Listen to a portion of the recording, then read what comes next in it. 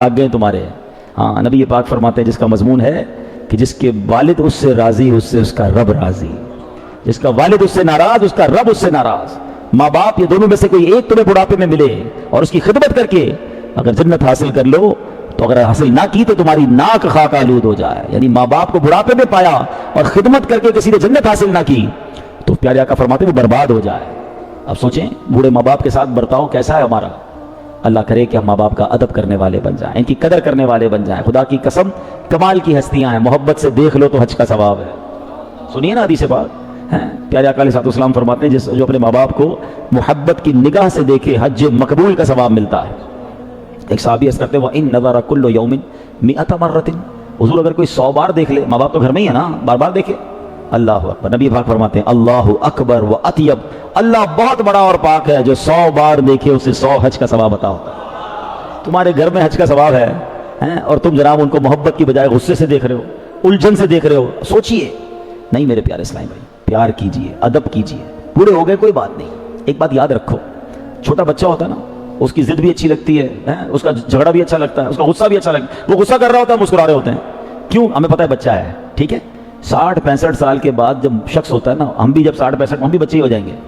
اگر آپ یہ ریئلائز کر لینا کہ اگر آپ کے گھر میں کوئی 60-65 سال کا بزرگ ہے تو آپ اس کو ویسے ہی ٹریٹ کریں جیسے آپ 5-6 سال کے بچے کو ٹریٹ کرتے ہیں. ان کا نہ غصہ برا لگے گا، نہ ان کا ڈانٹنا برا لگے گا، نہ ان کا چڑچڑاپن برا لگے گا، نہ بار بار بات کرنا برا لگے گا. اپنے بچے سے 6 بار ایک بات سنتے پھر بھی مزہ آ رہا ہوتا ہے.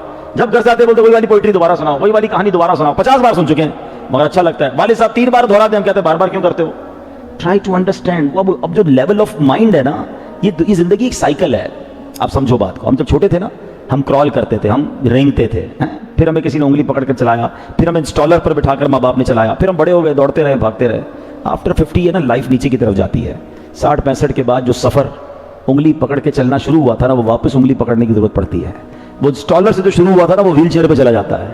آپ سمجھو بات کو. جتنے نوجوان ہیں میں ان کو سمجھا رہا ہوں، جس دن آپ نے یہ انڈرسٹینڈ کر لیا نا کہ یہ ابو سمجھتے کیوں نہیں ہیں، امی کو مشکل کیوں ہوتی ہے بات سمجھنے میں، یہ بار بار ریپیٹ کیوں کرتے ہیں، تو آپ اگر 5-6 سال کے بچے سے کمپیئر کر لو گے تو آپ انجوائے کرو گے، آپ ان کی خدمت بھی کرو گے، ان کی باتیں آپ کو بری نہیں لگیں گی اور آپ انشاءاللہ ان کی دعائیں لینے والے بن جاؤ گے.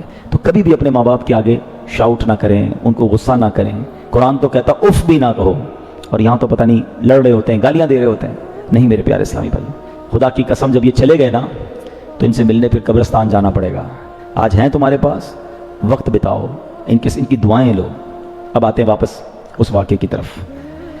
ہرنی نے گارنٹی کیا دی تھی. نبی پاک نے فرمایا کہ اگر تم واپس نہ آئی تو اس نے کیا کہا، حضور اگر میں واپس نہ آؤں تو مجھ پر ایسی لعنت جیسی اس شخص پر لعنت ہو جس کے سامنے آپ کا ذکر ہو اور وہ درود نہ پڑھے. اب بتائیں پورے دن میں ہم کتنا درود پڑھتے ہیں. درود پڑھنا بہت برکت والا کام ہے، لیکن نہ پڑھنا یہ بڑی بڑی کوتاہی ہے، یہ بڑا جرم ہے. حدیث پاک میں آتا ہے وہ شخص، حدیث پاک کا مضمون ہے جو درود پڑھنا بھول گیا وہ جنت کا راستہ بھول گیا. ہاتھ نہیں اٹھواتا مگر آپ سب اپنے آپ سے خود ہی پوچھ لو کہ پورے دن میں کتنی بار درود پاک پڑھتے ہیں. فضول باتیں، موبائل فون، گپ شپ سب کریں گے، درود پاک کے لیے ٹائم نہیں نکالتے. روزانہ کم از کم کچھ ہدف لیں، اپنے اوپر ٹارگٹ لیں. 100 بار 200 بار اللہ توفیق دے تو 313 بار جو درود پاک پڑھ لے، علماء فرماتے ہیں وہ کثرت سے درود پاک پڑھنے والوں میں شامل ہو جاتا ہے. تو درود پاک کثرت سے پڑھیں. اور جو دوسری بات اس ہرنی نے کہی کہ حضور مجھ پر ایسی لعنت ہو، ایسی اس پر لعنت ہو جو نماز پڑھے اور دعا نہ کرے. یہ بڑی خطرناک بات ہے. آپ کو پتہ ہے بعد نماز یہ خاص وقت ہے دعاؤں کی قبولیت کا. کچھ اوقات لکھے ہیں علماء نے کہ جب دعا خاص قبول ہوتی ہے. ٹھیک ہے کبھی کبھی کسی کو ایمرجنسی ہو گئی الگ بات ہے، ورنہ تو کچھ لوگوں کی عادت ہے نماز پڑھیں گے مگر دعا نہیں کریں گے. اچھا دعا پریشان، اگر میں یہاں سے شروع کروں نا کاغذ اور قلم دوں کہ اپنے اپنے پرابلم لکھو تو شاید 1-2 کاغذ ختم ہو جائیں، ڈائریاں بھرنی پڑیں گی. اتنے مسائل ہیں ہمارے ساتھ، کوئی بیمار، کوئی قرضے میں، کوئی ٹینشن میں، کوئی فیملی پرابلم بہت سارے ہیں. حل کون کرے گا بتاؤ نا؟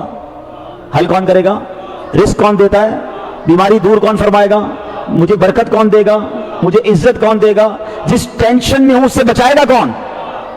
سب پتہ ہے اللہ دے گا. مانگتے اللہ سے نہیں ہے. دعا کتنی مانگتے ہیں اور کتنی دل سے مانگتے ہیں. آپ کو پتہ ہے کمال دیکھو، دنیا والوں سے مانگو تو انہیں برا لگتا ہے، اللہ سے نہ مانگو تو وہاں برا لگتا ہے. فرق دیکھو کریمی کا ہے. وہاں غضبناک ہو جاتا ہے رب، اللہ اسے زیادہ پسند فرماتا ہے، وہ زیادہ مانگتا ہے. دنیا میں کسی سے مانگو، ایک بار مانگو تو چلو کوئی قریبی دوست ہوگا تو مدد کر دے گا، थोड़े दिनों बाद हम फिर जाएं, यार वो आपने जो मदद की थी पैसे ख़त्म हो गए, तेरा दोबारा दे दें, तो अब क्या कहेगा, यार थोड़े दिनों पहले ही तो दिए थे, कहाँ गए पैसे हैं? अब सुनाएगा थोड़ा सा, हैं, अब थोड़ा सा हमें टॉन्ट करेगा, अब उसके बाद चलो थोड़े बहुत दे दिए तो दे दिए। तीसरी बार तुम्हारी तो आदत हो गई मांगने की भाई, हैं, बार बार क्यों आते हो? चौथी बार आपका मेरा मोबाइल भी बंद हो जाएगा। ये है दुनिया, कि दुनिया में जो मांगता है उसको पसंद नहीं किया जाता, और मेरे रब की शान देखो, जो जितना मांगता है अल्लाह उसे उतना पसंद फरमाता है। तू करीम ही जो ठहरा तो करम के क्या ठिकाने, तू नवाजने पे आए तो नवाज दे जमाने। तो अल्लाह की बारगाह में हुक्म दिया जा रहा है, कुरान में रब ने फरमाया उदऊनी अस्तजिब लकुम, तो मुझसे मांगो मैं तुम्हें अता करूंगा। परेशान सारे हैं और दुआ का टाइम नहीं है। कमाल देखें, दुनिया वालों को चक्कर लगा रहे होते हैं, कभी किसी के पास कभी किसी के पास, फला अफसर फला जगह फाइल जमा करा रहे हो। यार जो देने वाला है वो फरमाता है आओ मेरे दर खुले हैं, मांगो मुझसे। मगर हम हैं कि उसकी बारगाह में सर नहीं झुकाते। खुदा की कसम वो बड़ा करीम है, वो बड़ा रहीम है, उसे दिल से पुकारो तो सही है। वाकई अल्लाह करीम नाराज होता है जो दुआ नहीं करता। अच्छा, नबी पाक कितनी दुआ फरमाते थे, प्यारे आका की सीरत तो पढ़े ना आप, यानी इतनी दुआ। अब मेरी बात आपको ज्यादा जल्दी समझ आ जाएगी। आपको पता है घर में दाखिल होने की दुआ है, घर से बाहर निकलने की दुआ है, खाना खाने से पहले की दुआ है, खाना खाने के बाद की दुआ है, पानी पीने से पहले की दुआ है, पानी पीने के बाद की दुआ है, सुरमा लगाने की दुआ, आईना देखने की दुआ, दूध पीने की दुआ, यहां तक कि बैतुल खला में जाने से पहले की दुआ, उससे फारिग हो जाए फिर दुआ। इसका मतलब क्या हुआ कि प्यारे आका अलैहिस्सलाम कदम कदम पर दुआ किया करते, हर वक्त रब को पुकारते थे, सितारे देखते थे दुआ पढ़ते, चांद देखते थे दुआ पढ़ते। इतनी दुआएं रब करीम के हबीब हैं और हर कदम पे दुआ कर रहे हैं। और हम हैं कि हफ्तों गुजर जाते हैं हम दुआ नहीं करते, कहते मसले हल नहीं हो रहे, परेशानियां दूर नहीं हो रही। सोचिए ना, हम खुद ही रब की बारगाह में नहीं जाते। अच्छा, फिर दुआ करते तो कैसे करते हैं, ये भी बड़ा मसला है। दुआ के आदाब लिखे हैं उलमा ने। हम दुआ करते हैं, दिलो दिमाग कहीं और होता है। इमाम साहब दुआ करा रहे हैं, आमीन, कभी चेहरा इधर है, आमीन आमीन। अब पूछो क्या मांगा इमाम साहब ने, पता नहीं।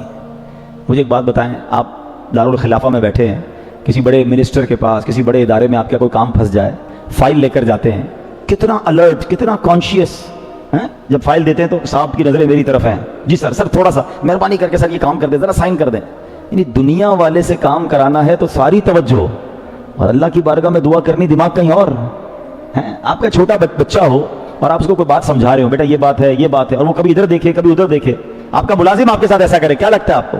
गुस्सा आ जाता है। मैं तुमसे बात कर रहा हूं, तुम कहीं और देख रहे हो, मैं तुम्हें समझा रहा हूं, तुम्हारा दिमाग कहीं और है, आपको बुरा लगता है। और अल्लाह की बारगाह में दुआ कर रहे हैं, दिमाग कहीं और है, दिल कहीं और है, तवज्जो कहीं और है। सोचिए, ये बेअदबी नहीं? अरे अल्लाह की बारगाह में गिड़गिड़ा कर, फोकस करके, तवज्जो के साथ करीम के दरबार में आया हूं, रहीम के दरबार में आया हूं। ये देने वाला है, मैं मांगने वाला हूं, फकीर हूं। अंतल गनी व नहनु फुकरा। अल्लाह तू गनी है और हम फकीर हैं। फकीर बन के मांगो तो देखो कैसे अता फरमाता, कैसे रहमत के दर खुलते। ये हमारा ही कसूर है। दुआ कैसे मांगते हैं, तवज्जो से मांगो। फिर दुआ में यकीन होना बड़ा जरूरी है। कुछ लोग दुआ करते हैं, पता है क्या कहते हैं, यार होना तो कुछ नहीं है, फिर भी चलो मांग लेते हैं, अभी से लिख लो तुम्हारा काम नहीं होना। हाँ, अल्लाह करीम यकीन दिल से मांगने वाली दुआओं पर। वीडियो देखने का शुक्रिया। अगर आप चैनल पर नए हैं तो सब्सक्राइब कर लें और साथ ही साथ बेल आइकन पर भी क्लिक कर दें ताकि यूट्यूब हमारी हर वीडियो का नोटिफिकेशन सबसे पहले आपको भेज दे। जज़ाकल्लाह।